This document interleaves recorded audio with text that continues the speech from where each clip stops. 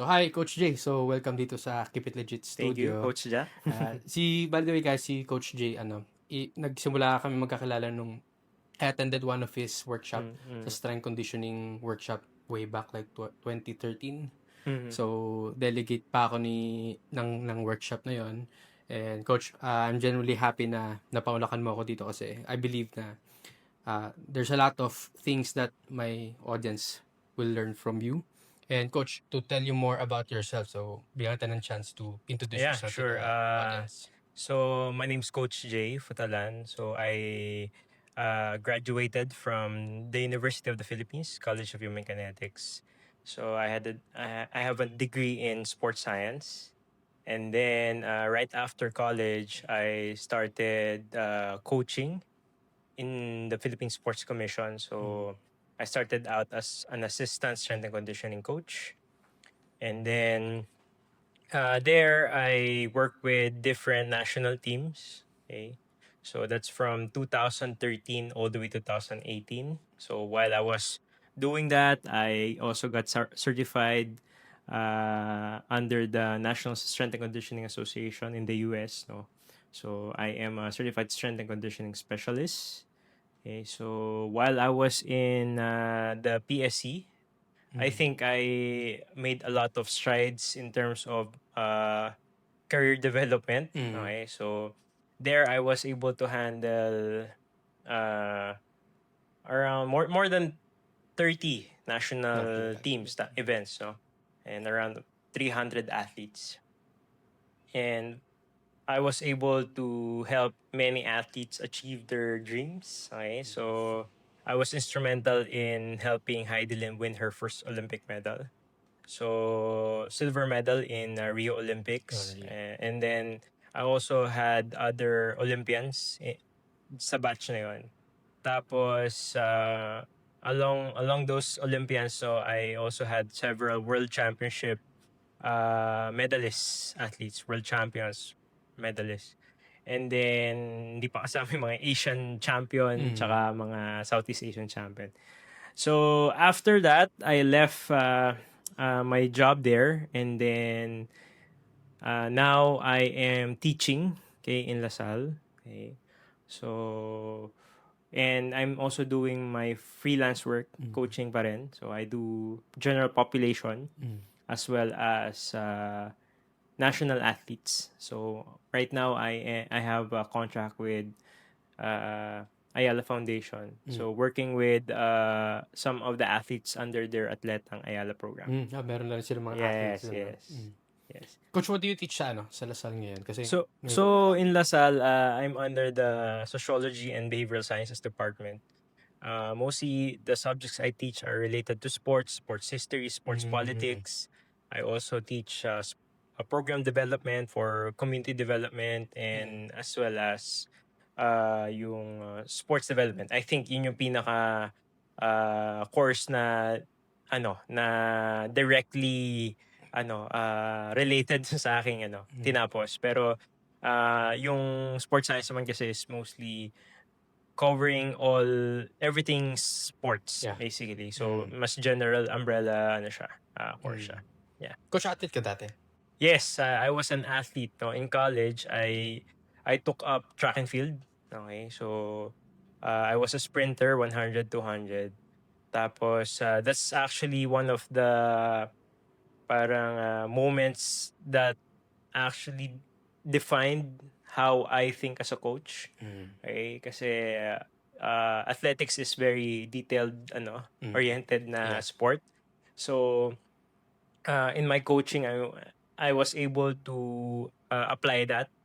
Okay, so syempre when you're working with high performing athletes, elite athletes, no, you have to be able to give them good feedback, okay, and cater to their specific needs. Yeah. So, yung experience plus yung education, napapag-blend mo siya so Yes, that it yes. translates to what you're doing right now, Coach. Definitely, definitely. Coach, yung time na nag-start ka yung Olympic coaching stint mo, paano siya nagsimula? Well, actually, when I started working in PSC, I realized na I would be exposed to national athletes of all levels. Okay? So, yung first Olympic athlete na hinandle ko talaga was Hayden Diaz. So, she came to me because she had an injury. So, not really for strength and conditioning, more on rehab part. So, I didn't really expect na magiging ganun yung career niya. But what I really thought of during that time was just to really help her out lang. Basically, wala naman akong aspiration. Di ko rin sinabi sa kanya na, dapat mag-gold ka. Okay. Mostly, it started out with just, okay, sige, what's your problem? How can I help you?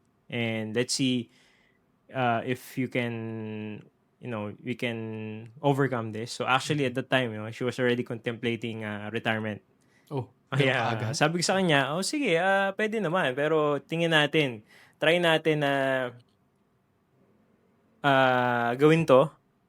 And if makapag-train ka ng walang pain, then good yun. And then maybe later on, we can try a higher goal. But for now, ito lang gagawin natin. I never really told her na dapat gumaling ka. Okay? Yeah. Napaka-pivotal nun, coach, kasi parang from what I'm seeing, like sa PSC ka, then na-assign siya sa'yo for rehab, then eventually naging part ka nung team behind dun sa, tama ba, 2006? 16 Rio Yeah. Olympics na silver medalist yun. Then from there, up to 2020, coach Ken? 2018. Actually, yung last na tournament na nilaro, na I helped her in, it was 2018 Asian Games where she won gold medal. First time din na mag-gold medal. Yung coach, yung pivotal time na yon na na-assign sa'yo isang Olympic caliber. Was there a pressure, and how pressuring it is to coach national athletes or Olympic athletes? Actually, when it comes to pressure, I think mostly yung nakaka-feel ng pressure yung athletes. Okay? Pero when it comes to the coaches, or as for me, for my part, yung mga variables that I have to hit, or yung mga objectives that I have to hit, nandun na yun eh. I can see it there. I can see it already. So, mas tangible siya, mas close. Okay? So, ibig sabihin, hindi siya random. Okay? So, it's easier for me to see if my athlete is able to reach a certain milestone na we have set. Okay? But, in the elite level of things, normally, it's a lot more predictable. Okay, yung mga variables na kaya mo control are a lot predictable. As long as you're able to identify them and at the same time administer a proper or appropriate intervention. Kasi yung sa ibang tao, like sa ibang, let's say, if you're a younger coach, you lack experience, tapos syempre yung knowledge mo hindi rin ganun kumbaga ka broad, di ba?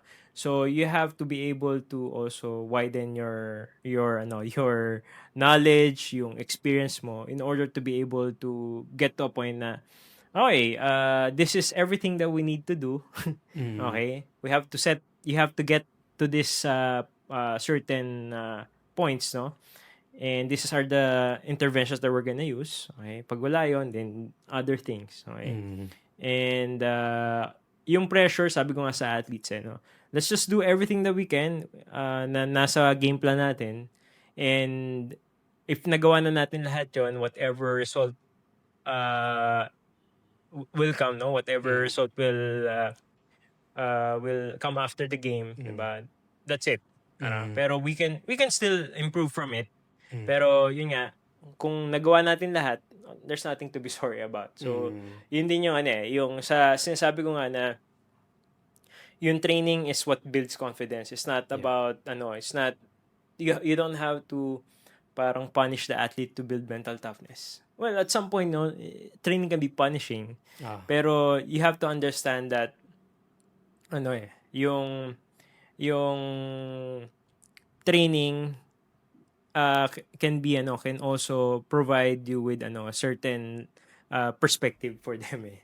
Okay? So madaming ganun moments ako with my athletes na okay, I put the pressure in that particular training session or training block para after a while, wala na silang iniisip na pressure. Parang napagdaanan na nila yun. Simulated na sa Yeah, training. simulated na. Okay.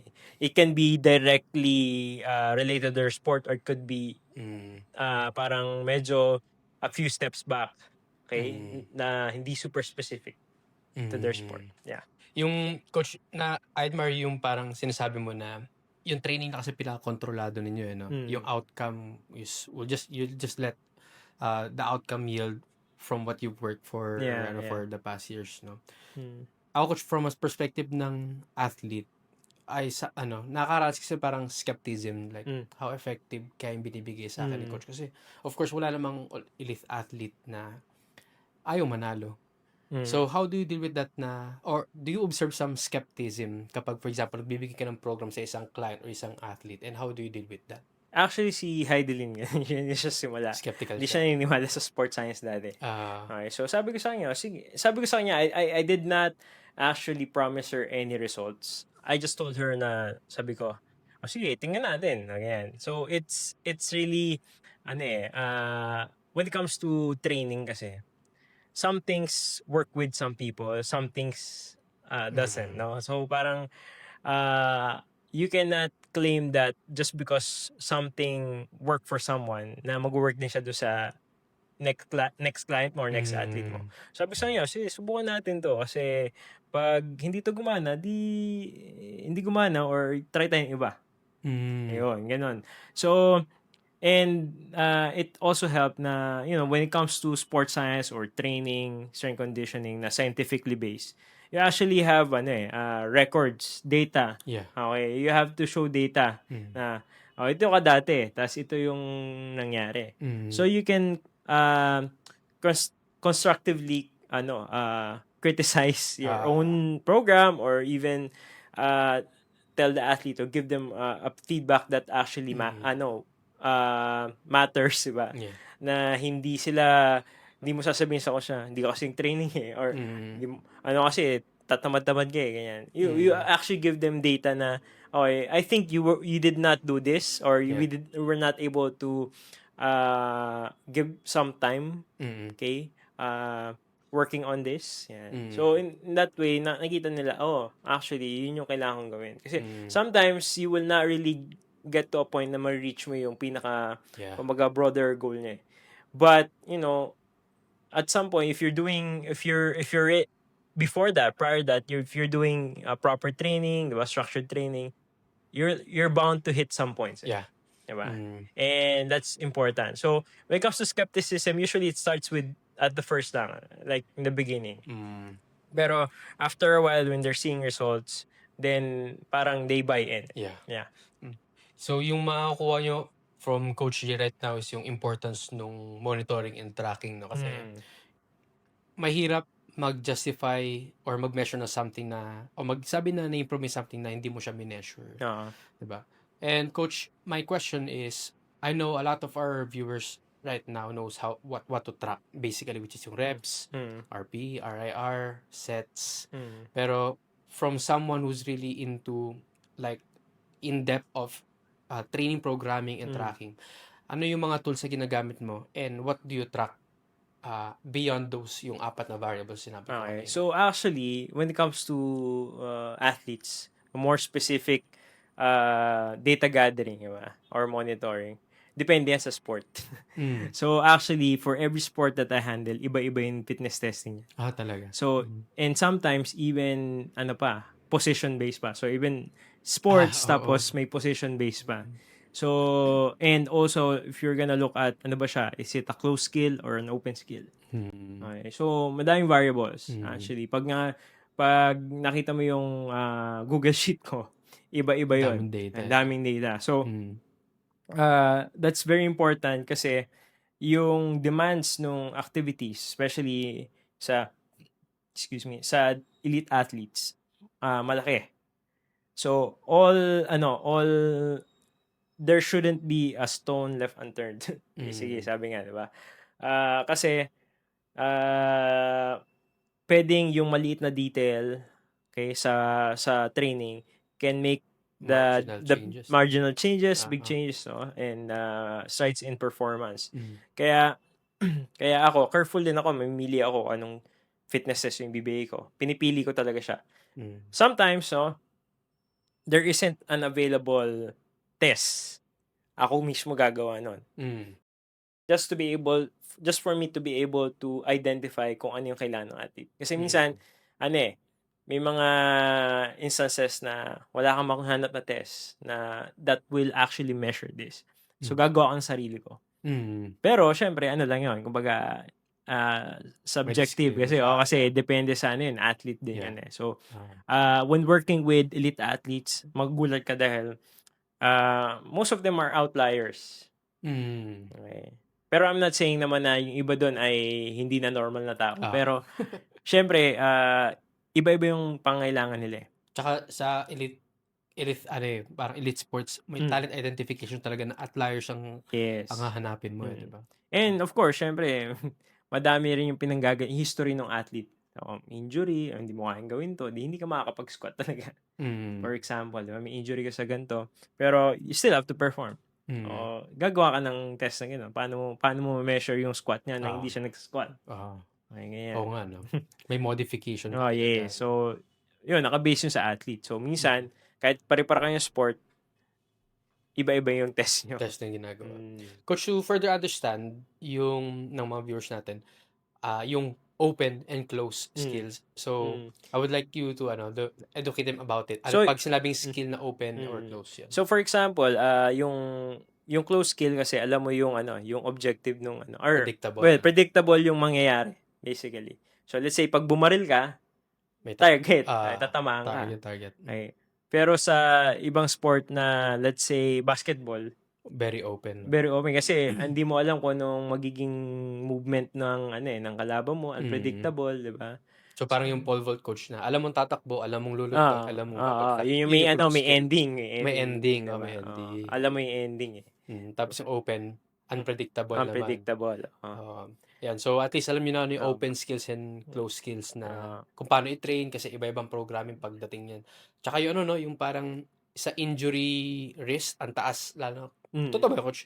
Mas mataas ang risk sa mas mataas ang risk ng injury o parehas lang? Well, depende. Like for example, ang track and field, let's say triple jump, you're actually your body is actually absorbing siguro mga 8 to 12 times of your body weight. So actually, kumbaga those are massive forces acting on your knee, let's say, or your joints, diba? Pwede kasi close skill yon, pero sa shooting, nakatayo ka lang. Mabaril ka lang. So, siguro, the worst thing is mabaril mo yung sarili mo. Pero, so, mapredictable na. Pero, yun nga. So, depende pa rin sa nature ng contextual pa rin. Kasi, yes. Pwedeng, kaya ko natanong yung coach, pag close skill, like yung worn out, overusage, sa open skill naman, maliban sa plus yung factor niyan is yung unpredictability ng sitwasyon na nag-iingat ka nga, pero biglang mapipilayan ka, diba? So, iba-iba yung injury. At saka isipin mo rin, ano bang klaseng stress? So, for example, mas mabigat ba siya sa physical stress? Mas mabigat ba siya sa mental stress? May sport na gano'n. May sports na mas mabigat yung mental stress than the physical stress. For example, coach? Sige, balik tayo sa mga accuracy sports. Okay. So, accuracy sports, ang training niyan, puro karamihan, 90% bumabaril or shoot ka or nagpupul ka ng arrow, shoot ng arrow, diba? So, imagine mo yung dapat laser focus ka and it's fatiguing on the brain. So, personally, pag tinanong ka, minsan natatawa ako pag nagkwento kami ng mga athletes ko. So, pag gabi ba, pag nakapikit ka na, kita mo pa yung target. Ang sagot nila? Most likely ganun. Yung sasabihin nila, parang napapanaginipan nila yung target. So, mentally stressful siya. Okay. So, yun yung mga, chess could be, it's considered a sport kasi you also train for it, no? Pero sobrang mentally, demanding. Tas yung mental burden na yun is pwede mag-translate sa physiological. Yes, of course. Diba? Definitely. Like yung stress. Yes. Kaya, if your body cannot handle stress, mas madali kang ma-wear out. So, mali pala yung binibilitan natin na kung ayaw mo magbasa, mag-chess ka lang. Kasi Ah, ang ah, chess, dahil mentally loading, ah, puwedeng madamay yung ah, katawan, eh, ah, 'no? Thanks for that, coach, kasi parang nagkaroon pa ng depth regarding dun sa uniqueness ng hmm, natures ng mga hmm, sports. Kasi although parang alam ko na siya pero, ay oo nga 'no, parang gano'n pala yung depth niya na puwedeng mentally loading lang, hindi hmm. siya masyadong physically demanding pero may epekto siya physically Kaya din. nga ano, eh, like whenever I start my training session with my Mm, athletes, I always tell them, on a scale of 1 to 10, how physically ready are you? On a scale of 1 to 10, how mentally prepared are you? hmm, So ganyan yun. So, good practice. ano yun, pag mental preparedness na mababa, eh, assume mo na yung mas mababa yung totoong score ng physical preparation na preparedness Mhm, nila. So gano'n. So ako usually it could be ano because of many factors. Like for example, mhm, hindi ka natulog, tapos or may pinagdadaanan ka na nag-break ka ng girlfriend mo, ng boyfriend mm, mo, 'di ba? Or may problema sa pamilya. So, yung mga gano'n medyo ano 'yun, malungkot sila, yeah, depressed, ganyan. So,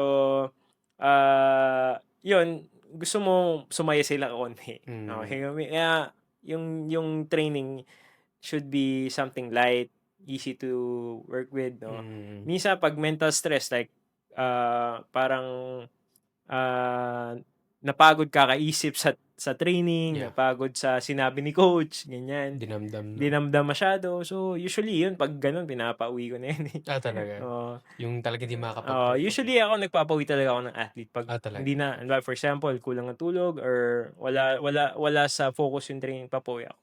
Hmm. Hmm, Yung isang coach na invite ko dito, si Coach Carl, gano'n din. mm, I witnessed that na may dumating na client na late hmm, action na 1 hour, hmm, ta's ang dahilan pala ay napasobra yung tulog. Oh, ba't napasobra ang tulog? Gabi na 8 o'clock ng gabi hmm, nagising, hmm, kasi puyat pala. hmm, So, pinauwi niya, tapos 4 hours lang daw kasi yung tulog. hmm, Hindi na lang niya kinount yung session. Tapos sabi ko, yun yung ano, yun yung legit, hindi yung parang mm, toxic hmm. yung toxic positivity Yung na no pain, no gain. no pain, no gain 'no? Oo, Sa mm. athlete coaching ba, coach, how relevant pa yung no pain, no gain mindset na yan? Actually, in a traditional setting 'no, yun laging iniisip natin kasi na 'pag hindi ka nag-training wala kang aanihin, 'di ba? But in today's, kumbaga technology, it's easier for us to track, several metrics. For example, yung sleep quality mo, Mm, yung stress level, yung ah, velocity ng bar, okay? Yung force output mo, mm, yan. So yung mga yun, pwede mo na makita, ito yung force output mo nung maganda tulog mo. Ngayon, ang hmm, pangit ng lumabas or mabagal yung bar mo ngayon, gaan lang yan. Mas magaan yan dun sa binuhat mo last time pero hmm. mas maganda yung buhat mo. Yung mga kino-correlate yung mga gano'n, Yes, like oh. that. So mga ganon. So, or mabagal yung speed, mabagal mag-react, ganyan. Mm, So makikita mo yan, eh. so So we don't want to force them to like go faster if they cannot go faster. mm, Kasi dun nagsisimula yung injury, mga gano'n. mm. Mga gano'ng tipong scenarios. With exposure sa mga gano'ng klaseng athlete, coach, do you think na yung siguro lack of turn, yung more tame or gentle way of training today made them more advantageous compared dun sa mga dating nag-e-excel sa sports? Yes. So I think ano, in the past 'no, let's say yung experience ko as an athlete, nakikita ko dati na yung ibang athletes mas pumupukpok sila 'pag malapit na yung tournament. Hmm, Okay, parang feeling nila they would make up for the lost time na hindi yeah. sila nag-training. Okay, so ano yun, kumbaga may anxiety, Hmm. okay? Kasi well, yung iba talaga hindi lang nag-training. Ah, Okay, or yung mga bata ngayon na yung ibang mga coaches sa mga palarong pambansa, usually ang training niyan konti lang, eh. oo, iba yung Konting time kondisyon lang, nila, eh, yes. So, ah, nakakaano siya, nakakasira siya ng performance kasi unang-una, pagod na pagod ka na Hmm, going into your tournament or your mm, game or bout. Pero kapag ikaw, you know that how to monitor properly hmm, yung mga metrics, you can actually lower the volume pa, eh. ng training eh. Deload ka pa Magugulat eh. sila, no? Magugulat ka pa na nagbabawas ka pero lumalakas ka. Mm. Given that you have a good foundation. Hindi pwedeng Yeah. puro rest ka tapos expect ka. Nag-deload ako. Load management.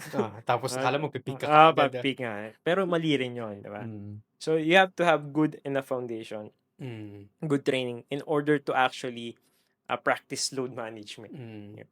What I'm realizing, Coach, doon sa sinabi mo is yung siguro sa fitness, kasi nasa fitness, leaning towards fitness, ikaw, Coach, nadaanan mo na lahat, then more of nasa elite athletes ka na rin.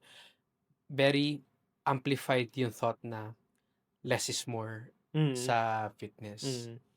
And I think some people, if na-misinterpret nila yung ganong mindset, parang yung complacency at saka yung, basically, sama natin laziness na, hindi, okay na kahit konti lang yung gawin mo eh.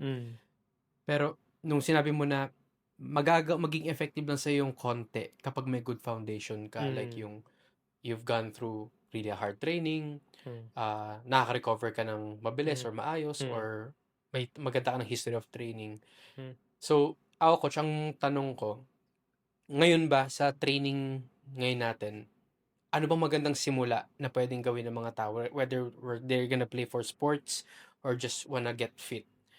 Can they start with just the fewer Yeah, things of course. Actually, importante sa atin, no, na we start dun muna sa kaya mo i-sustain. Okay, so for example, walking is a cardio, okay, form of cardio exercise. So if you can do that more often than running, and that's good, no, na hindi ka nakaka-experience ng sakit sa katawan. Yeah. Okay, but then as you progress, no, ma-realize mo na sobrang bagal na pala, nababagalan ka sa Yeah. paglalakad. Then you slowly pick up jogging. Yan. Okay? So when it comes to strength training, importante is strength training. It's no longer an option. Yeah, Okay? non-negotiable. So non-negotiable yan. As you get older, you're gonna get weaker. Your bones are gonna get more porous. Okay? Less dense. So you have to really put weight, okay? Or do strength training to load your muscles and your bones or tissues. No? So you can start off with body weight exercises. Okay? As you move along, no, you'll realize na parang hindi na ako na-challenge dito. Yeah. Diba? Yung workout mo dati, nagiging warm-up na lang siya. So, naturally, you'll end up, parang wanting more. Yeah. But the important thing is you do it regularly. Okay? So, when it comes to training athletes and non-athletes, general population, ang base niyan, hindi nag-iiba. Health pa rin yan. So, sabi ko sa mga athletes ko, no, pag hindi ka healthy, don't expect a good performance or a sustained good performance. Yeah. Kasi, our bodies are naturally going to go down if we, let's say, kung ikaw ay you're into your running era and then you're just about to start running fun races, no? Fun runs. You'd realize na after your races, your body is down. Kasi natural yon na response ng katawan natin na as we exert a lot of effort, then our bodies need time to recover. So our body will prioritize our recovery. Actually, bumababa yung immune system natin, especially we engage in high intensity cardio exercises. And Ayan yung general adaptation. yes, state and then of- magkakasakit ka. Yeah. So, may chance na may mga athletes ko dati na after conditioning nilalagnat, diba? Or sinisipon, inuubo. So, normal yon. Okay. Kaya rin madaming namatay nung COVID. Kasi akala nila na laging dapat high intensity Yeah, workout. oo. The best intensity during COVID was moderate intensity. Yun yung pinaka-best. Kasi it's something that you can sustain. Okay? And then, kapag sobra ka rin namang nag-workout, sore ka, generally, you'll need more time to recover. Okay? So, even when I'm working with athletes, ganun ako na basic lang. Health pa rin yung yung pinaka-basis. So, kung hindi ka natutulog, hindi maganda training mo. Diba? Yung workout mo is dependent on your sleep the night before. So, hindi ibig sabihin na okay ka ngayon dahil kahit natulog ka na. Mga iba mayabang eh. Ako nga 2 hours ako natulog, eh. Coach, ano yan, talamak yan sa running, Oo, ano oo, ngayon, ano na running ako community natulog, eh. ngayon. Pero actually ba, yung mga nung nasa Olympics ako, yung mga tao dun, yung mga athlete dun, naghahanap sila ng tutulugan nila kahit ano, Kahit nap hindi na. sila makatulog kasi ano, eh, walang aircon dun sa mga billeting, eh. Mm. So, yung iba athlete natutulog sa park para makatulog lang. Gano'n Mm. kaimportante yung tulog. So, kung sila, natutulog sila dahil alam nila yung importance ng tulog, what What more more yung mga people? common people, 'di ba? Fine-flex pa nila, na parang Ah, sumasali sila ng running na 2 hours, 3 hours lang ang tulog oo. nila, ano? Actually, puwede kang mamatay yun, eh. Oo, 'di ba? Oo, puwede kang atakihin sa puso 'pag Puwedeng hindi ka mamatay sa natulog. puso nun, eh. Yeah. Kaya nga dun sa mga Olympic Village coach, 'di ba, parang very particular sila, anong klaseng tutulugan ang meron kami diyan, Kaya 'di nga ba? minsan ano, eh, 'pag hindi nila gusto yung accommodation nila, nagre-rent sila ng hotel kahit magbayad sila ng extra. Kasi May gano'n. kasi isipin mo 4 years ka nag-prepare sa Olympics ta's masisira ka lang dahil di ka makatulog. In one appearance or Yes, few appearance lang, 'no? yes. May mga ibang athlete nga dun ano, eh, hindi nakatulog, hindi na naglaro. Talaga? Mm. Kasi ano, eh, kasi wala, eh, wala rin akong performance na ipapakita na maganda kasi wala akong Mm. tulog. So, Or might as well puwedeng na ma-injure lang ako, hindi pa yun puwedeng nga, eh, 'di ba? masira yung career ko, 'no? Yun dun kasi coach yung sinabi mo na parang consistent peak performance, dun mo talaga Mm, masasabi dun mo pe-predict yung seeded rank mo, 'di ba? Kasi kung yes, ilang beses mo kayang gawin yung isang peak yes. performance. Kaya parang usapan diyan na, for example, nag-champion ka or nag-medalist ka, ang next one is, would he or she be healthy enough to show up Yeah, next time? 'Di ba, yeah. yan yung babantayan nila ngayon. Actually sa mga elite athletes, the higher performing individuals need, uh, more optimal or higher quality recovery. Mm. Ganun, the higher, okay. So, usually high level yung exertion, okay. Tapos, lower volume, tapos, ah, higher recovery. So, Mm. when it comes to volume, relative naman yan kasi siyempre Yeah. with the amount of training that they did before, siguro kung ikaw as a normal athlete ka, 'pag sinabi ng athlete na marathon runner na, ano mileage ko 200 kilometers per week, eh. Siyempre ikaw magugulat ka na, Oo. pero sa kanila maliit lang yun. Mm. Pero siyempre relative yun Yeah. kung dun sa level ng ano fitness nila. Tsaka full-time nila ginagawa din yun, eh, 'di ba, Yes, coach? yes. Tsaka yung yun nga, nag-a-accumulate yung fatigue over time. Mm, So, ina-account din yun so that you would know kung magpi-peak ba 'to, kasi ang mm, daming fatigue na mm, na in-accumulate in the past years, eh, 'no? mm, Especially 'pag Olympian, eh, 'no? hmm, Yun nga coach, yung I think coach may brought covered 'to na expertise mo yung kay Kipchoge, na mm, sinasabi daw niya he never ran 42K during training. mm, Parang ang tingin ng tao nga sa'kin, nag-a-undertrain siya. And mm, I had this experience coach na merong kaibigan na coach, kinuwestiyon siya ng parent nung athlete. 100 meter tinatakbo niya, bakit 70 or 60 lang, mm, 60 niyo lang pinapa-sprint yung hmm, mga athletes niyo? hmm, 'Di ba dapat you train as specific as kung ano yung training? hmm. So, anong thoughts mo dun, coach? Well, actually when it comes to developing speed kasi, daming levels yan, eh. Meron kang acceleration, meron kang Mm. max velocity, 'di ba? Meron kang yung end speed mo, speed endurance. So, depende yan sa phase ng training kung anong phase siya, kung Hmm. ano ba siya, ang focus ba ng training niya ay max velocity, ang focus ba ay Hmm. acceleration, ang focus ba ay speed endurance. So, nakadepende yan. So, well, again, no, it's really hard to judge an athlete based upon one training session. Yeah. So, puwedeng sabihin na, kulang yung training niya, ganyan. Hmm. Pero hindi mo nakikita yung ibang ginagawa niya, 'di ba? So, importante rin na we have to also parang mind our own business in that way. Kasi minsan may mga athletes din kasi or mga magulang na na mas magaling pa sa coach. Totoo yan. Ayun. So, 'pag gano'n, usually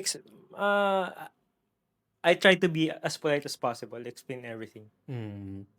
Kasi ang hirap nun, eh. Of course, maintindihan naman natin na they're just caring for the welfare ng mga Yes. anak nila. But Siyempre nagbabayad yang mga oo, magulang, 'di 'di ba? ba? Oo.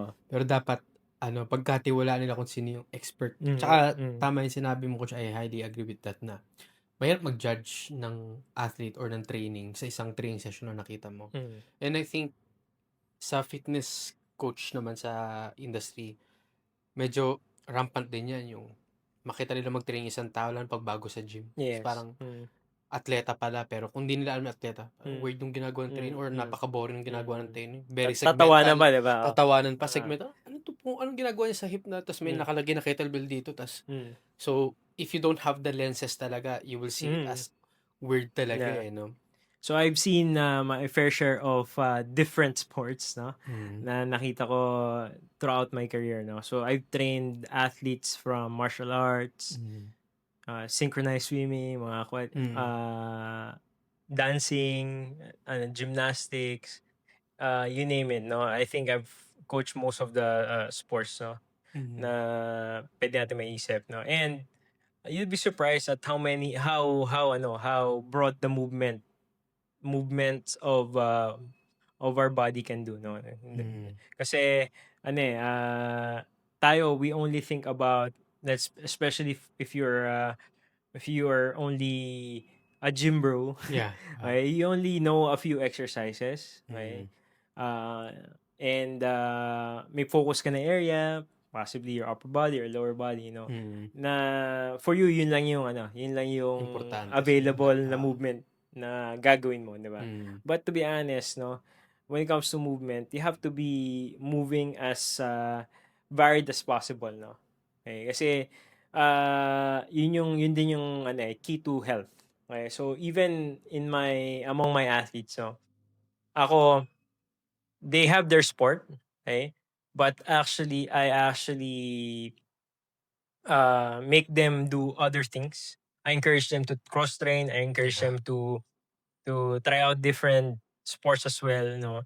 Because yun yung irony is that yun yung actually papahaba ng career nila. Yeah.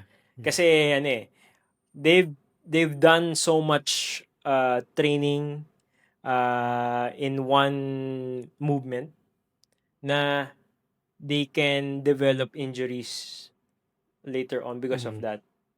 Kumbaga yung overusage, same flare Yes, yes, patterns. yes. Imagine na parang, for example, Djokovic, 25 years na Mm. right hand, forehand, right hand lang yung Mm. pumapalo, di ba? So, Mm. yung war talaga. Tapos yung, coach, tama ba? Yung cross-training, isa sa mga purpose is to introducing other complex movements so that Yes, prepared sila. coordination, yeah. Yeah. So it may not reflect in the actual sport. However, when it comes to preventing injuries from overusage, yun yung pinaka goal mo doon. Kaya among kids, no, you don't make them specialize early on. Kasi yun yung importante, gumalaw sila. Mm. So when I coach kids, I always make sure na okay, you cover this movement, you cover all the movements of the spine, all of the movements of the shoulders, the shoulder blades, the hips, Mm. tapos varying knee depth, okay, flexion, dorsiflexion, plantar flexion, and tapos putting them all together into the movements para make sure na nako-cover yun. Cover. Yeah. Would you say, coach, na yun yung common mistakes ng mga Pilipinong magulang sa mga anak nila na gusto mag-sports? Early Yes. specialization. Okay. So, tayo sa Pilipinas kasi nakita natin yan na as a basketball country. Okay, or ngayon, we're also becoming fans of volleyball, di ba? So, madami sa atin yung mga magulang na may mga pangarap natin na gusto talaga nila maging athlete yung anak nila na napupush yung mga bata. So, kaya makikita mo, ba't mga bata na ACL, di ba? Bumata yung mga nagkaka-ACL. Oo, bumata yung nagkaka-ACL. Kasi hindi pa yung skill tumataas pero yung preparedness to handle the loads of the skill hindi pa ganun ka-optimize. Okay. So, importante sa atin na kaya yung strength and conditioning para sa lahat yan. Hindi na siya option ngayon. So, kailangan tayo makita natin yung value nun bago tayo magpa-sport. And also, focus on the joy of playing, not on the competition. Kasi kapag tayo nagko-compete lagi, gusto natin manalo lagi, sabihin ko sa inyo to, hindi laging panalo kayo, di ba? Hindi kayo laging panalo. So, you have to also find joy in defeat sometimes. That's actually a good way to develop athletes kasi you're teaching them to be humble also. Like, Mm. okay, so hindi ka laging magaling, you still have room for improvement. Someone can outplay out Yes. there, So diba? how do you deal with this defeat, or do you deal with this seemingly parang or failure, something like that. Yeah. Mm. Mm. Yung importance din ng play coach, yung to break the monotony of structured training, Yes, yes. yung di sila mabore sa buhay, mabawasan yung burnout. Kasi Mm. 'di ba parang if lagi may structure, ma-associate nila yun lagi sa higher stakes. Mm. Na pag nag-train ako ngayon, umaasa yung Mm. bansa sa akin, Mm. pride ako ng bansa. So Mm. pag di ako nag-perform na maayos, wala, hindi sila magiging proud sa akin. Parang Mm. ma-humiliate sila. Yes. They're gonna feel ashamed Mm. about themselves, no? Mm. So importante rin yung nagde-deviate ka sa too Mm. much structure so that you Yes. can go on further, no? Yes. So I apply that to my own training. So like, for example, especially for athletes na, let's say you've been doing the sport for about siguro 15 years, di ba? So ibig sabihin, parang yun na yung buhay mo. Mm. May point talaga naman nanawa ka. Ah. Mananawa ka na. Kaya sabi ko, sige, ano bang, tinatanong ko sa mga ate ko, ano bang hobbies mo? May hobbies ka bang iba outside of this? I want you to pursue that. After, when during rest days, o pag feel mo, hindi ka ayaw mag-training, di sabi mo sa akin, para papayagan naman kita eh. Mm. Basta sabi mo sa akin. Mm. Okay? Para at least masama siya sa data na, Yes, okay, yes, for yes. today, nag-active rest pero ibang Ah. training ginawa. So, actually, kinasama ko yung lahat yun. So, may diary yung mga athletes ko. I make them write na, okay, ano ba yung ginawa mo, ano yung na-feel mo, ano yung sa tingin mo, learnings mo for that. Para, and at the same time, may mga quantitative value rin na nire-record ako na for me to be able to see kung enough ba yung training namin. Yeah. So, ako kasi, ultimately, no, pag nag-structure ng program, may objective kami na may hit namin to dapat. Pero at the same time, flexible ako. So, ibig sabihin, kahit ito yung set program natin at nakikita kong hindi mo siya kayang gawin, dun yung trabaho ko, one of the roles na ginagawa ko is yung mag-adjust ako, maging flexible ako sa'yo para to cater to you. At the same time, not veering away from our original objective. Inch closer doon sa So if I have to go around, over and under, yan. Yeah. So biruin nyo, kahit pala athlete, kailangan ng flexibility para masustain nila yung adherence sila sa program dahil yun nga, very controlled yung environment nila. No? So dapat ang isa sa mga ang kailangan tingnan yung motivation nila to stay. Diba, coach? No? Actually, yung joy kailangan nandun eh. Nandun pa rin. No? Yung training. So, yung mga nagcha-champion, okay, masasaya sila sa ginagawa nila. Okay? Kasi, the reason why nagcha-champion sila is because they enjoy what they're doing. Yeah. Okay? Yun yung pinakamalaking bagay na hindi minsan nakikita ng mga tao. Kasi pag hindi nila na-enjoy yung ginagawa nila, may-feel lang nila yung pagod eh. May-feel lang nila yun. So, yung mga nagcha-champion talaga, they really like what they're doing even if they're having a hard time. They understand the value that gives yung training na ginagawa nila. Yun yung antidote nila sa fatigue, sa pain, no? Tapos coach, I believe na yung mga athletes, isa sila sa mga parang epitome of delayed gratification. For example, Hidilyn Diaz na since siya na yung ina-eye for Olympic stint for women's weightlifting, 4 years ang hihintayin mo.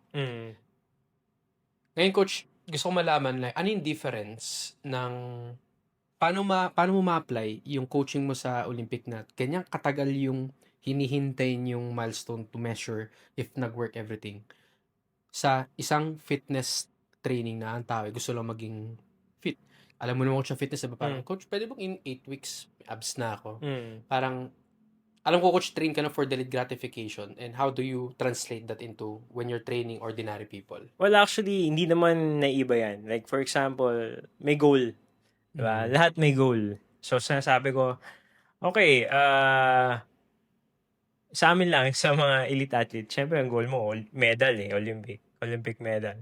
Pero, for, let's say, general population, sabi ko lang, sige, The first session that we have, okay, with my clients, ano lang, start kami sa goal setting. So, the same way, mag-fitness test ka, dito yung data mo, Mm. okay? Let's get the low-hanging fruit muna. Like for example, itong part na to, kailangan mong baba mo to. Okay. Mm. So, ito lang muna yung iisipin natin. Yan. Okay? So, hanggang sa lumalakas na siya, you can upgrade or progress yung ano, i-level up mo yung ano, yung goal niya. Okay, ganon. So, when it comes to ano a normal person, hindi ka man lalaro sa Olympics, di ba? Pero ang sabi ko nga, as you get stronger, you realize that you can do more.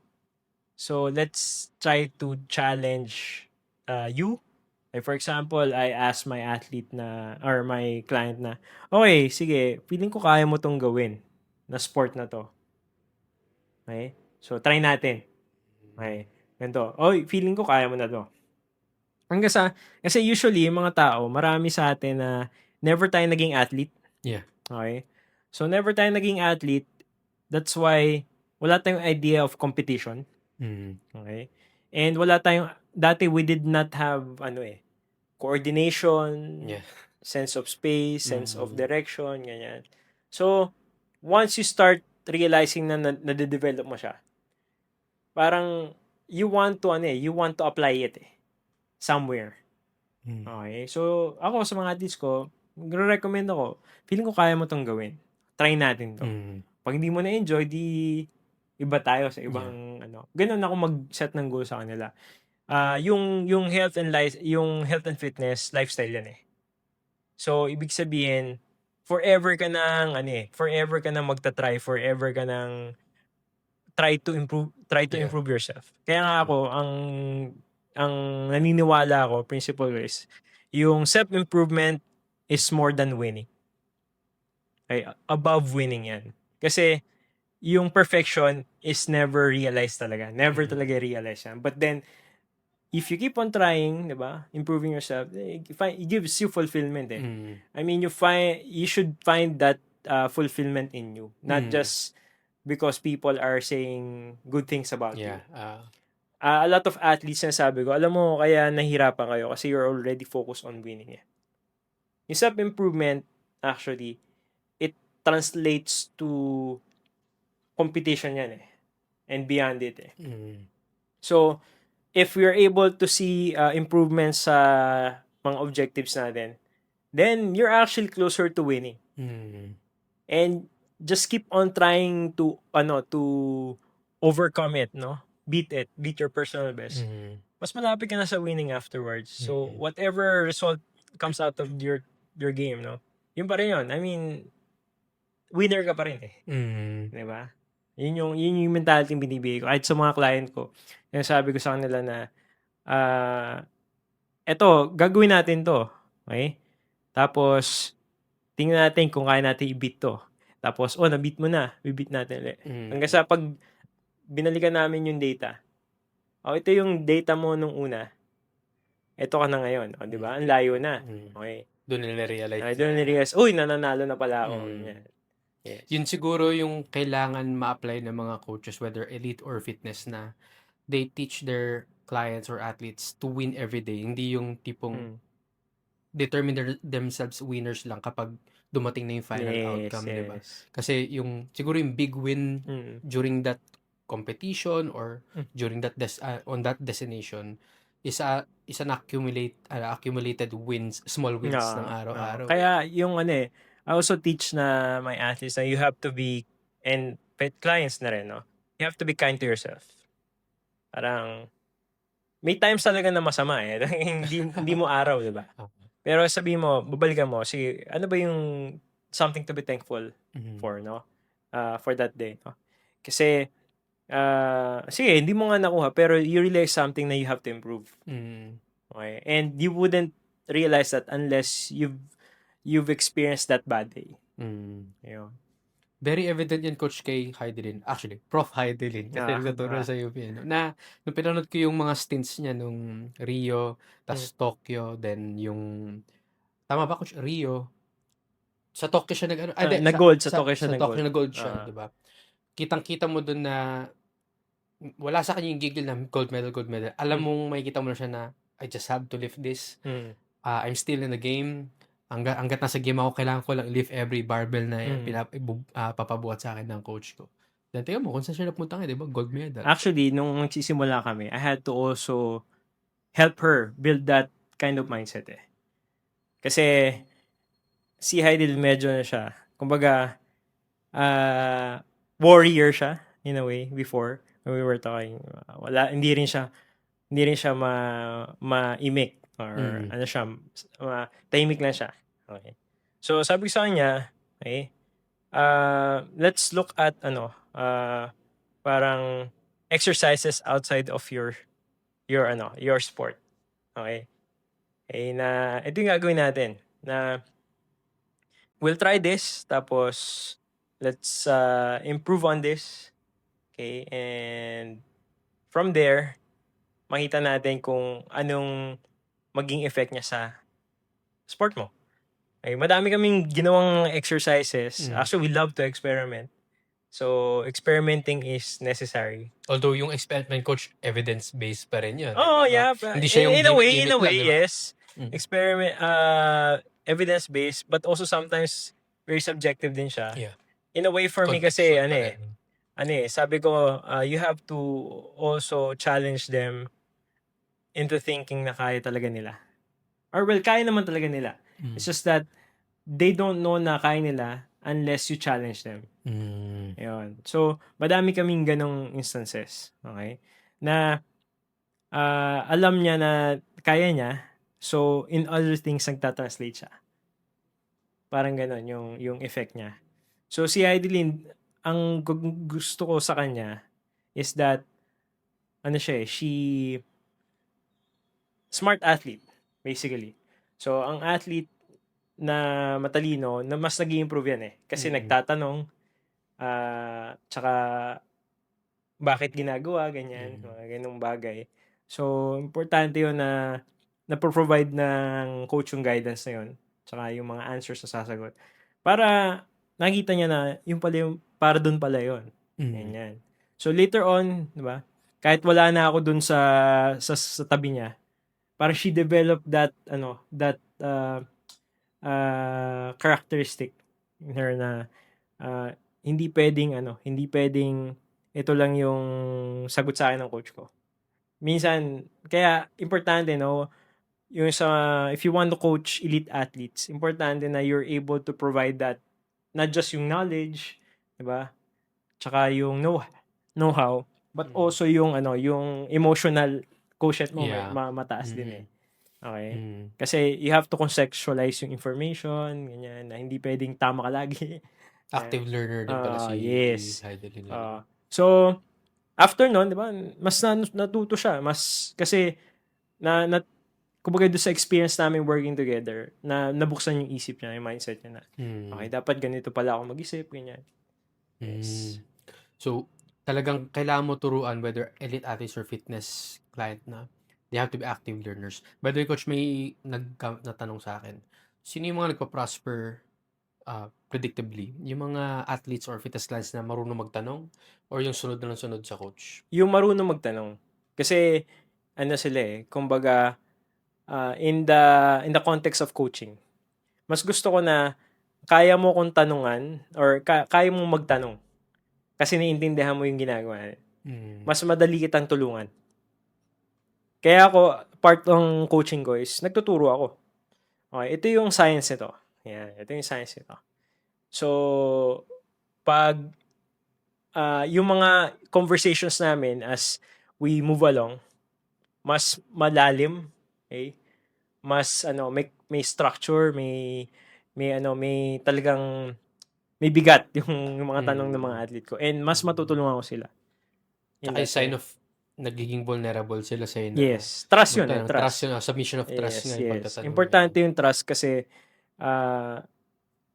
yung athlete kailangan maging vulnerable sa'yo para matulungan mo sila. Hindi yung sunod lang ng utos. Yes. Kasi pag hindi na nakikita na kaya ka nila i-trust, mas mag-guard sila. Usually, di ba yung mga coaches na na yung authoritarian Yeah. na pag na-injure ka, parang kasalanan mo ba? Okay. Gaslighted ka. Gas- So, yung mga yon, normally yung mga athletes under those coaches, hindi na sila magsabi na may masakit sa kanila, yung injured sila. Ah, So, which is not good kasi that actually can compromise yung performance nila. Kasi mag-ano yun, no? Tawag doon? Domino effect yun. Magre-reoccur yun, no? Yeah, yes. Parang, ano nangyari? Training naman tayo. Yes. Yung pala, di sinabi Ah, 2 years ago na na-injure yes. pala siya, no? Yeah. So, maganda yung nagtatanong. So, sa mga nanonood dito na clients, may coach kayo, I think yun yung tinuturo ni Coach Jay na wag lang kayo maging passive na sunod na sunod sa coach nyo, kundi magtanong din kayo sa rationale bakit binibigay sa inyo ng coaches na yun. Hindi naman sa pampupulis, pero doon nyo malalaman yung qualification, yung strength ng background ng coach nyo if he or she is the right one to help you. Tsaka, for the coaches, no, challenge to sa inyo kasi importanteng huwag kayong mag-settle. Okay? Kahit ako, personally, I also learn from my athletes. Pag hindi ko alam yung isang bagay, tatanungin ko siya. Ay, for example, ikaw expert dyan eh. I'm here lang to help you get answers or provide you with exercises. But ultimately, yung feedback mo will allow me to decide or structure something na will cater to you. So yun, take note of that guys ha. So marami ka natutunan kay Coach Jay ngayon. By the way Coach, meron akong gustong malaman din. From coaching elite athletes, then fitness clients, rigid ang training programming yan, lalo yung periodization. So mga, for example, you're gonna talking to the aspiring coaches or coaches who are trying to learn more from our platform. Ano siguro yung mga mistakes and dapat nilang tandaan when they are programming? Ano yung mabibigay mo sa Okay. kanila? So, yung what we learn from textbooks, they're not necessarily yun na yung pinaka standard. Okay? So, madaming kumbaga when we're looking at the optimal programming, okay? Ano yan? Very flexible yan. Okay? So, there is no best program for all, no? So when I train or create programs for my athletes, usually yan optimal lang siya, hindi siya best. Okay, sa akin na galing yan, ha. So hindi yung ginawa ko is not the best program. But madami kang variables sa kailangan intindihin. So, kagaya ng equipment mo, yung space mo, yung level ni athlete, yung kaya niyang gawin, injuries niya. So, ibig sabihin sometimes, yung mga constraints na yun actually yung magde-define kung ano yung magiging program niya. Okay. Yung, minsan, nga rin like, gaano ba katagal mag-adapt si athlete? Gaano ba, may trabaho ba siya? Yan, kumbaga, parang, ano ba siya? Puyat ba siya? Yan. Meron ba siyang Ramadan ba? Okay, isipin mo, minsan Muslim yung athlete mo, di ba? So, magbabago yun. Pero ang goal pa rin is yung sinet nyo ng simula. Okay, so, kahit sabihin, okay din na may guide ka, yung mga periodization books and stuff like that, programming. Pero those are just guides. Mostly. Ako, actually, I did not base my training on any book. I mostly by experience Kasi, that's the importance of having conversation with your athletes. Yung programming is collaborative work yan. Hindi yan, especially if you're working with elite athletes. Obviously, pag wala talagang idea yung athlete mo in the first place, or yung client mo, mostly on you yun. Pero just ask questions. But when it comes to elite athletes, collaborative work yan. So, yung program namin is nakadepende sa kanila. Paano ba natin structure to? Okay ka ba dito? Yan. Kamusta yung feedback mo dito? Mostly ganon. Responsive, yes. Hindi ako gagawa ng something na pag magko-comment sila, coach, parang mabobore ako dito. Sige, baguhin natin. So, usually ganon. Sipin nyo, no? Like, elite athletes, nandun pa rin yung consideration na life happens. Na hindi ka pwedeng basta maglatag ng program na tingin mo yun yung best. Kasi kailangan mo ina-account yung maraming factors na very influential din. Gaya na sinabi mo, coach, na do you have the space? Do you have the equipment? Do you have the resources? Yun nga, sa for the information of many, hindi lahat ng elite athletes ay full-time athletes. May mga trabaho din sila. Then, after their work, national athletes sila. So, yun yung mga kailangan nating i-consider when it comes to programming. So, Coach, siguro last 2 questions. Sige. Yung una is, ano yung most critical principle na from your day 1 for being a coach up to this day, dala-dala mo na tingin mo hindi mo pwedeng bitawan? Actually, yung nung nagsimula ako, hindi ko alam lahat. Kumbaga, I've been coaching for almost 20 years.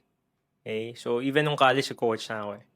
So, I think ang na-realize ko is that una-una, ayaw kong ma-injure sa akin si athlete. Ayan. Yun yung pinaka, I think, na tumatak sa akin more than anything. Kasi, yung athlete kasi, yan kumbaga, trabaho niya yan. Kumbaga, yun yung pangkabuhayan niya. Isipin mo naman si Heidelin, multimillionaire because of her incentives. of her performance. Imagine mo, if you can help all the athletes that you've handled na to parang have a life-changing wealth at something, di ba? So, for me, una iniisip ko dati na yun yung trabaho nila. So, make sure na I help them keep their job and help them do well in their job. So, yun yung pinakauna sa akin. So, I care more before I learn to do all the intricacies, the specifics of training talaga. I care first before that. Because, yun yung actually what drove me to learn more. Kasi I don't want to hurt anyone. Yeah. So, yung pinakauna. Parang, pag may na-injure sa kanila, di ba, syempre, parang reflection din sa'yo yun. So, yun yung pinaka-nauna talaga. Who's the trainer, no? Yan. So, from there, na-develop ko yung many other, na-acquire ko yung knowledge ko because I had to really find out the answers and learn as many as I could. So, because of the sports I've handled, siguro, unique yung experience ko kasi I can coach any sport So, kahit anong background mo, I can coach you. Because even nung time ko, there was a time na I was the only coach in our department. Kumbaga, one-man team ako. So, I was handling about 300 athletes on my own and different programs yun. So, I took on the challenge because wala naman talaga akong choice. and ako, alam ko na ako lang yung makakatulong sa kanila. So, really, yun yung nangyari. And it helped me, develop din yung empathy din. Yeah. Kasi, sipin mo, parang I was the only bright spot. Kasi yung service na provide ko, siya kumbaga, free for them. Okay? So, I was able to help them progress in their respective sport. So, and for me to maintain their health is number 1 priority. Health talaga. So, si Coach G na rin nagsabi na, kasi Coach, lagi ko rin sinasabi sa mga contents ko na I think isa sa mga characteristics na kailangan matutunan ng coach maliban sa eager sila to learn more, eager sila to practice more, which is a good blend, experience plus yung theories, is yung yung empathy and humility. Na they really have to understand na not all people na mapupunta under their wing will be as same level as them. Yeah. Na dapat willing silang bumaba sa level, puntaan sa kung nasaang level yung mga taong pagkakatiwalaan sa kanila at pagtiyagaan na magstay sa kanila with them. Yeah. Diba? Actually, kaya nga pumunta sa inyo kasi syempre kailangan kayo. Diba? So, you have to also provide that guidance. So, wag tayong maging madamot sa information na wag tayong matakot na aalis si client sa inyo. So, I think it's a badge of honor and pride siguro kapag yung client nyo ay can stand on their own na. Actually, ibig sabihin you taught them well. Yeah. Kasi kung hindi, nakarely lang sa inyo, then okay lang naman din. Okay, hindi naman natin tinatanggan yung pera. No? Kailangan natin yan. Kailangan natin yan. Pero, syempre, yun. Kumbaga, ibig sa inyo na na-train nyo sila na maayos. Yeah. And, mag-move on na sila sa inyo.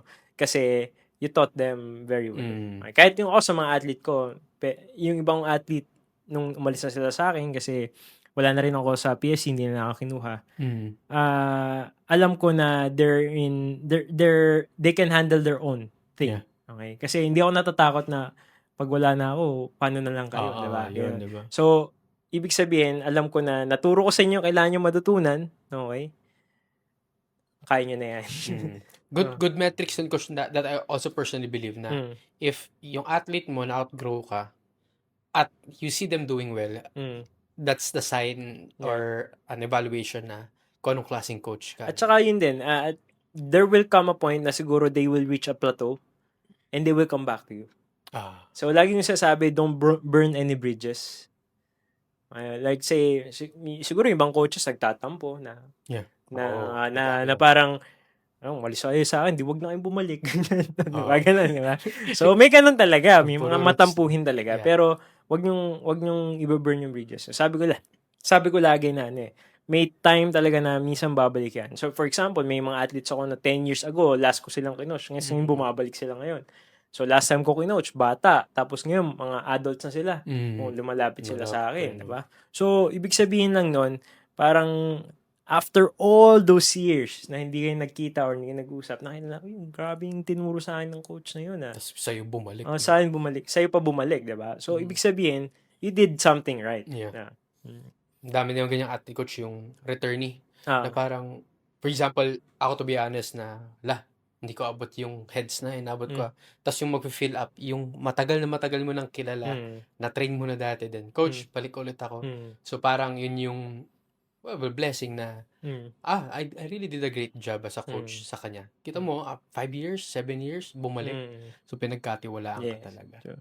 So coach, last question, for general population who are listening to us na mga fitness enthusiasts, aspiring coaches, and yung mga coaches talaga ngayon, siguro coach, bawat isa sa kanila bigyan natin tip. Ano yung uncomfortable action na dapat nilang gawin na nila ngayon that has high reward? Siguro coach sa mga fitness clients. So ngayon, I think dive in.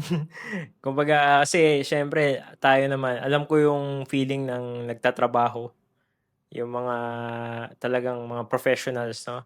Malaking dilemma is gagastos ka na hindi mo makukuha yung value ng paggagastusan mo. Okay, that's valid, no? Syempre, mahirap ang pera ngayon. Yeah. Pero I think find someone na na has the same values as you. Yung pinaka-importante na who can give you the guidance that you need. Okay? Kasi in order for you to sustain something, you have to have a community. If you don't have a community na kinikimkim mo lang yung mga fitness goals mo, hanggang dyan na lang yun, diba? So, importante na may pagsasabihan ka. So, probably, no, maybe enroll in a fitness class. Ngayon, na kung hindi mo pa kaya yung one-on-one, mamamahalan ka, try muna. Alam mo, wag mo isipin yung ibang tao na baka i-judge ka na hindi ka magaling sumayaw, hindi ka magaling gumalaw. Okay lang yun. I mean, gawin mo yun para sa sarili mo. Ako, personally, kahit coach na ako, hindi ako magaling sa maraming bagay. Pero willing akong matuto. Yeah. Willing akong mag-try. Bahala sila kung hindi nila ma-appreciate yun. Basta sa'yo, nakita mo na nag-improve ka, okay lang yun. Beginner mindset. Yes. For the coaches naman, coach. For the coaches, unang-una, no, you should find your niche market, niche relative naman yun. Pero you have to find the right market for you, I think. Kasi marami sa atin nakafocus lang sa isang kind of market or people, no, consumers, no. You have to find your strengths. Okay, doon ka mag-focus. Kasi for example, for me, actually nagkaroon ako ng imposter syndrome nung after a while ko mag-coach sa national team. Kasi syempre napaka-niche ng market ko . Yeah. Na yun yung strengths ko basically. Pero parang na-realize ko na I'm really a worthless coach, parang ganun at some point. Syempre hindi ka naman nag-earn doon talaga sa coaching mo yun. Pero I think what allowed me to really regain my confidence was to really focus on that area. Yeah. Kasi doon ako magaling eh. So, kahit hindi ka nag-earn ngayon or matumal lang business mo, just focus on that. Yeah. In the meantime, just keep on improving yourself. Yeah. Okay? Lagi tayo doon. Doon tayo sa self-improvement. So, ako, over the years, no? So, I coach my first Olympics 26 years old. Okay? Kasi ngayon, ano ba? Mag-turn 36, 10 years, no? So, from that point on, hindi naman pwedeng nag-stay lang ako ng same, no? Yeah. So, I had to improve. So, improvement doesn't necessarily taking on the things na higher than your level. It can also mean going back to the basics. Yeah. So, you have to go back to the basics, be master of the basics, and then try to go up a notch, no? That's in that way you'll be able to connect things better. Okay? So keep on trying, di ba? So sinasabi ko rin to sa iba kong mga coaches na kilala na yung mga mas na mentor ko before, no?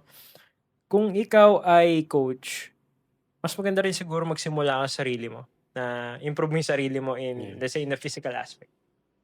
Okay? May mga coach kasi na syempre sabi na busy ako masyado, ganyan. Na dami akong ginagawa. So, napabayaan mo na yung sarili. Mas malaki pa yung chan mo doon sa kino-coach mo. No offense naman. Pero syempre, health tayo eh. May ganun talagang coach. Sa physical education industry, ang daming. Yun. So, improve natin yung sarili natin. Gusto natin na maganda tayong example. Yeah. Okay. So, in that way also, you will also improve your confidence and mas magiging marketable ka. Kasi you're practicing what you preach. Okay, next natin. Yeah. And coach, sa akin nag-resonate sa akin imposter syndrome kasi despite the level that I am right now, kasi nakita ko naman yung milestones ko eh. Walang exempted sa imposter syndrome no? Lalo pag nagpa-plateau ka. Tapos talagang kailangan mo ng self-improvement and some changes will feel painful, uncomfortable. Pero yun nga, kailangan mo i-break. Parang progressive overload, no? Yes. Actually, nakakatawa nga kasi isipin mo, at 26 na reach ko na yung sa mga main goal ko. Diba? Parang kami ko, ano nang gagawin ko? Diba? So, but actually, importante na talagang, kaya nga humility is important eh. Kasi hindi ka mag-i-improve kung mayabang ka na. Nabot ko eh. So, at that time, ako, parang, yung athlete ko lang yung nag-medal sa Olympics eh. Tapos, ako lang yung, ako pa sa Pilipinas, ako lang yung standing auditioning coach na may Olympic medal. Ma-inflate talaga. Ma-inflate talaga. Pero, syempre, isipin mo dapat na, ako, nung pagkatapos ko nun, sabi ko, madami pa akong hindi alam. Sabi ko sa sarili ko, madami pa akong hindi alam. At okay lang aminin yan. Tapos, kaya, after nun, naghanap ako ng mentor sa abroad. Kasi sa Pilipinas wala na nagme-mentor sa akin. So wala na akong matututunan doon sa ibang mga industry leaders. So I have to go out. Magkano talaga. And coach, bago natin wrap up yung episode natin, so ako personally coach, ang dami ko pa rin tutunan and very nostalgic siya coach kasi syempre after a long year 2015 tayo huling more than 10 years yan. More than 10 years na. So doon ako una naging student of yours and ngayon until now na nasa podcast tayo, dami ko pa rin natutunan. And I've seen yung pagiging updated mo. And I think yan yung isa sa mga pinangawakan to stay updated. Kaya nga lagi yung skeptical is para open ako for updates. But coach, I wanted you to give this chance na to tell more about yourself. What work do you do? Paano ka nila malalapitan in case na there are some listeners here na nakikita nila na you might be the right coach for them. So I keep a very low social media presence. Parang siguro lang ako meron, diba? Instagram lang.